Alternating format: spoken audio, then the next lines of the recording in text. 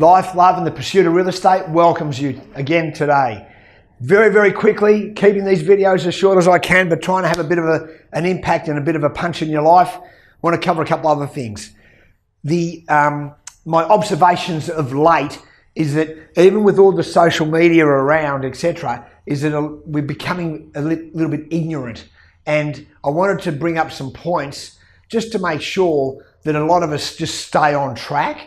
So this video is titled, Don't Be Ignorant. And these are the things I mean. First of all, we need to understand, especially as investors and people that want to enhance our standard of living, right? And for those that we love as well, is that we need to understand what's happening with the economy.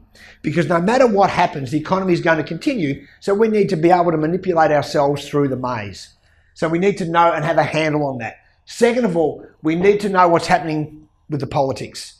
And like here in Australia and in America at the moment, what is very, very unusual, just as a sideline, is the fact that we've got a lot of internal political upheaval, but the economies are going well. So we're actually doing this. Bit unusual, but it's ironic that both the US and Australia are having the same economic uplift and same political upheaval as well at the same time. Socially, we need to know what's happening social. So we need to be media aware. So we need to know what's happening in our neighbourhoods and basically in our states, etc. That's just generally smart type stuff. So it may be that there's a new freeway opening, whatever it might be, but we need to be aware of what's happening in our environment that's directly going to affect us.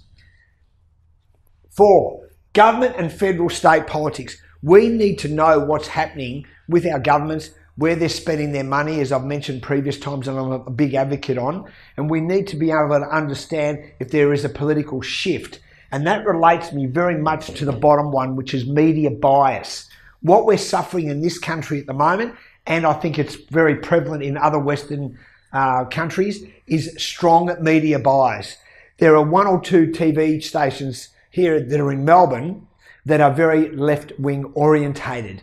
And not that I'm right-wing or left-wing, but I'm saying don't be influenced when you watch something. What you need to be doing is you need to be analysing the reporter and seeing whether the reporter is really asking intrusive questions to get the right answers or whether they're just glossing over the point.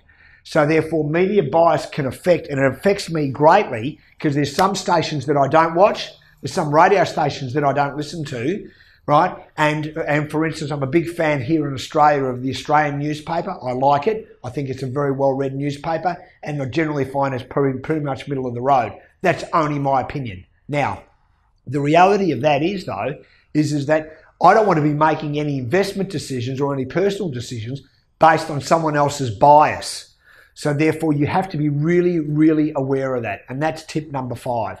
I hope those things help. Don't be ignorant. Stay great.